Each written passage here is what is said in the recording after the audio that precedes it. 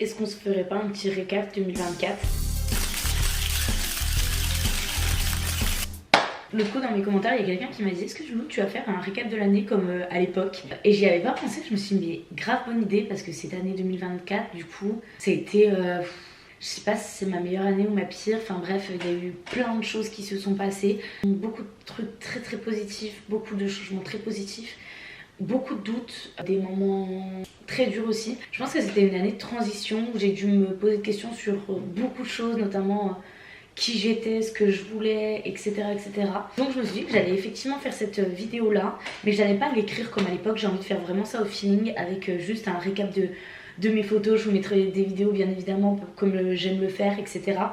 Juste me rendre compte de tout ce qui s'est passé, parce qu'en fait il s'en est passé des choses en 2024. Déjà en janvier 2024, j'habitais du coup à Montpellier, au même endroit que depuis 4 ans, dans l'ouest de Montpellier, un quartier que j'adore, un appart que j'adore, que j'avais fait à mon image, donc très bien au niveau de la ville. J'adore Montpellier, donc franchement tout se passe à merveille. Je rencontre du monde là-bas, donc je peux sortir régulièrement. Le papa de Martin n'habitait plus sur place, donc j'étais très très souvent avec Martin, mais je m'accordais 1 à 2 sorties par semaine, où Martin était gardé par une nounou que j'adorais, qui lui parlait exclusivement anglais, qui lui faisait également ses cours d'anglais, en tout cas ses séances de jeu, 1 heure à 2 heures par semaine. Donc vraiment j'étais bien, j'avais un quotidien qui me plaisait bien. Et au niveau du boulot, ça se passe bien, je signe un gros contrat sur l'année, donc du coup je suis vachement plus sécure à ce niveau-là. Je suis très motivée pour cette année.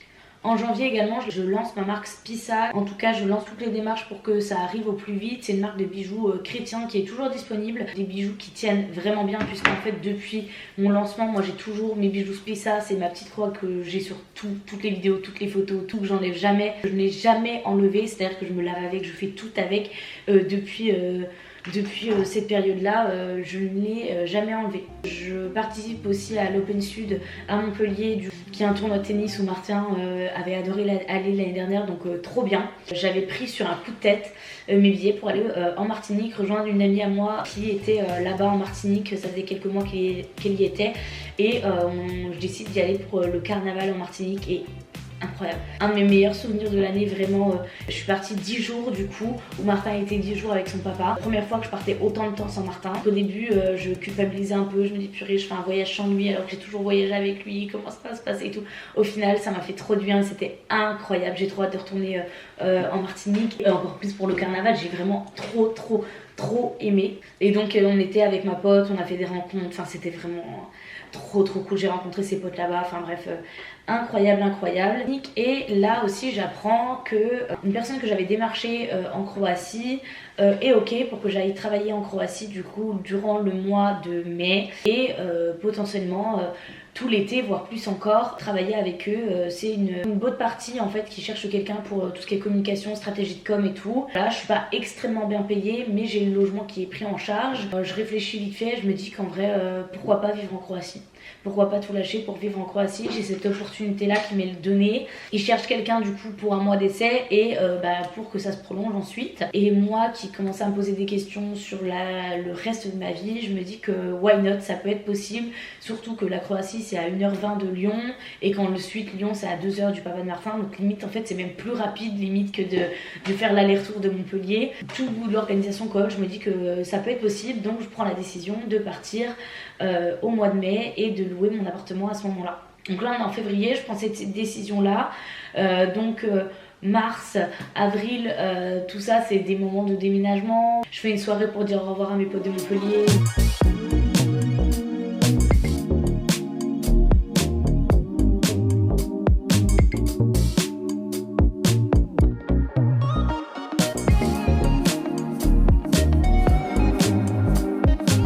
Changement, et aussi à ce moment-là, c'est là que je me rends compte que j'aime complètement les filles.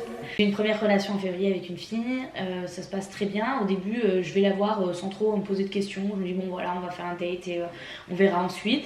Au final, j'apprends qu'elle part aussi à l'étranger, mais bien plus loin, en Amérique du Sud. Et on décide de continuer à se parler, d'être exclusifs l'une à l'autre. Et là, je me rends compte que bah en fait ça peut être bien plus que des relations éphémères, puisque là je me mets à parler à une fille qui est loin et j'attends son retour quoi. Je me vois bien du coup en couple avec une fille. Il y a un blocage qui s'enlève à ce moment-là. Au final on s'est séparés, donc on n'était pas en couple, on a arrêté de se parler avant qu'elle rentre. Il n'y a jamais eu de couple avec cette fille-là, mais c'est vraiment mon déclic. Et rapidement après je rencontre mon ex-fille avec qui je suis restée. Du coup on s'est rencontrés je pense en mars et on s'est séparés début juin quoi. Après quelques mois ensemble, c'est assez toxique, mais ça m'apporte beaucoup aussi. Enfin, c'est une relation qui n'était pas saine en fait, donc tout était très fort. Je me rends compte que je suis attirée par les filles, que j'ai plus du tout d'attirance envers les garçons, et que quand j'y réfléchis, je vois pas du tout un retour dans l'hétérosexualité. Le fait de m'accepter en tant que lesbienne, mais en fait je pense que c'est un truc que j'avais en moi, mais juste que je gardais enfoui, etc., m'a permis de prendre vachement confiance en moi, parce que je me suis dit mais en fait ça y est, je sais qui je suis, je sais ce que je veux, je sais tout ça, et ça m'a libérée d'un poids immense et une période de ma vie assez cool quand même, enfin très cool même. Et ensuite je pars du coup en Croatie avec une fille qui m'accompagnera durant tout le séjour, qui s'occupait de Martin pendant que j'étais en boat party, etc., etc. Période en Croatie trop cool, franchement j'ai adoré Split, du coup j'étais voilà, sur Split, j'ai adoré la Croatie, j'ai adoré la boat party, j'ai adoré mon taf. Mais j'ai pas voulu continuer. Le logement où on était cool, très cool, en plein centre, etc. Sur Split, on peut pas demander beaucoup mieux. Mais on avait une cuisine partagée, l'appartement était pas très grand. Et du coup, dès qu'il pleuvait, on se marchait vachement dessus. Le soir, quand tu passes en fait en bout de partie, donc on partait à 14h, on revenait vers 20h. 6h H24 avec des gens où on parle anglais, on est tout le temps en train d'être sollicité de machin de trucs. Le soir des fois j'avais juste envie de me poser et en fait fallait cuisiner avec encore vu que c'est une cuisine partagée avec des gens qui te reparlent, qui te machin, ça fait très asocial comme je l'ai dit, mais genre vraiment j'avais besoin de souffler, d'avoir de l'espace, etc., etc. Donc voilà, c'était vraiment un point bloquant et lui pouvait pas me proposer autre chose comme logement. Donc après je suis arrivée en avril, après presque 2 mois, en juin j'ai décidé de rentrer en France du coup, en sachant pertinemment que j'avais plus mon appartement à Montpellier parce qu'il était loué à ce moment-là. Et du coup, je retourne chez mes parents en me laissant le temps, en me laissant le choix, la possibilité de réfléchir à ce que je voulais faire. Est-ce que je voulais rester sur Besançon, trouver un appart ou quoi. Très vite, je me dis que j'ai envie d'acheter, mais je pourrais pas acheter avant la rentrée. Donc mes parents me proposent de rester ici pendant 1 an, que je mette des sous de côté. Déjà de 1, que je relâche la pression un peu, que Martin ait une stabilité dans le sens où il est une maison et qu'on soit pas en train de déménager pour redéménager, pour acheter, pour machin. Et en juin, je rencontre aussi ma copine actuelle, avec qui je suis encore aujourd'hui. Je la rencontre fin juin, et en fait, un peu coup de foudre. Un peu coup de foudre, pas dans le sens où je la vois, je flash et amoureuse, non, mais en fait, on se voit et on sait que ça va durer. En fait, on sait que ça va durer, on sait qu'on va bien s'entendre. Très vite, on se voit un dimanche, le jeudi, on réserve nos premières vacances 1 mois après, et on se disait, mais en fait. De toute façon, je vois pas pourquoi on partirait pas, je vois pas pourquoi on s'entendrait pas, je vois pas pourquoi il y aurait un problème. Tout est très fluide dès le début. Aujourd'hui, ça fait 7 mois qu'on est ensemble, c'est toujours aussi fluide. Donc voilà, je passe un été vraiment formidable, un peu à droite à gauche parce que j'ai ma copine qui est sur Dijon, moi je suis ici, j'ai Martin, j'ai truc. Je me pose quand même des questions sur ce que je vais faire l'année prochaine et tout. Ah oui, également, j'avais oublié ça. J'avais envie d'acheter sur Lyon. Je fais une offre début d'année 2024 pour un appartement à Lyon. L'offre est acceptée. Pas un appartement hors de prix, je crois qu'il était à 115 000 euros. Après, il y avait pas mal de travaux, mais voilà.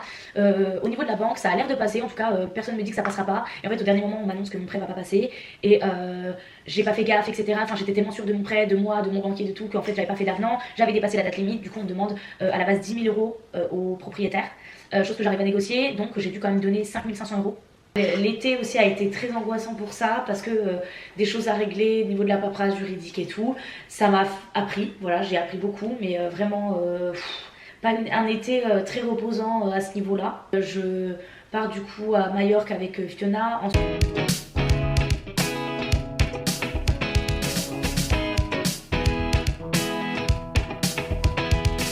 Je pars à Ibiza avec ma meilleure amie, avec Lina.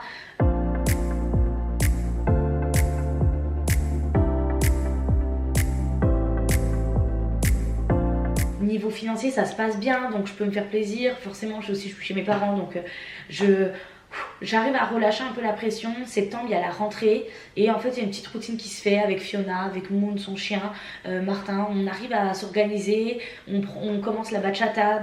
En septembre, on décide de retourner à Split. J'avais trop envie de faire découvrir Split à Fiona, donc on retourne à Split quelques jours.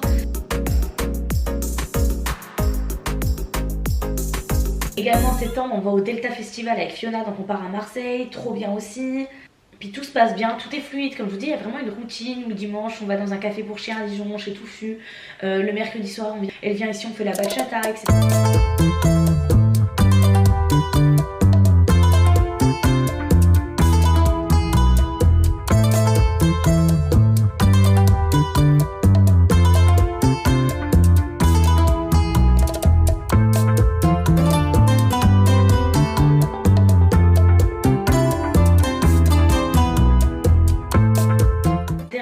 Martin commence à venir de temps en temps sur Dijon. Enfin, c'est vraiment une fin d'année qui se passe très bien. Jusqu'à, on va le dire, ouais, mi-octobre, où il commence à avoir pas mal de mauvaises nouvelles. Un accident de voiture dans la famille de Fiona, des décès dans des proches un peu moins proches, que ça soit au niveau de moi, Fiona, de mes amis, de mes meilleurs amis qui perdent leurs proches.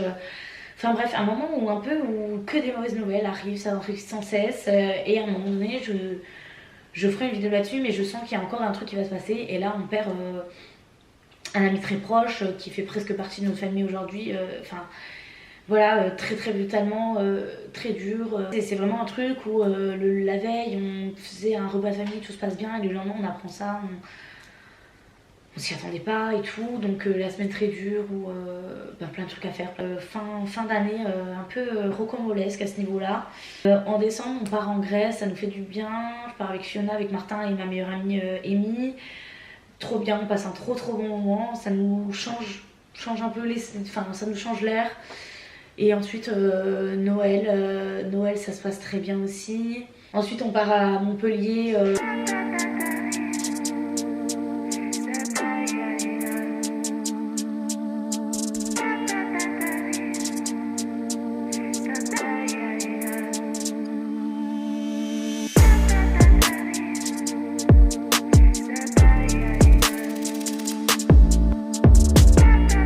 Revoir une amie à moi qui habite à Montpellier avec Fiona. Martin, pendant ce temps-là, il est au ski avec son papa, donc il est très content. Et voilà, la fin d'année se termine. Au final, beaucoup de changements, une année pas évidente en vrai, parce qu'il y a eu beaucoup de chamboulements, beaucoup de trucs, de machins, de réflexions, de trucs. Mais en fait, j'ai tellement l'impression d'avoir trouvé ça va être Cucu, mais la femme de ma vie, quoi. Et de m'avoir trouvé en tant que personne, que j'ai quand même tendance à dire que c'est une de mes meilleures années, parce que j'avais besoin de passer par là, c'est sûr. Il fallait qu'il se passe. Enfin, cette année était nécessaire. Et là, je suis hyper motivée pour l'année 2025, du coup, avec plein de projets, pas tant, mais j'ai envie de dire, malgré tout ça, merci 2024. Et voilà. Allez.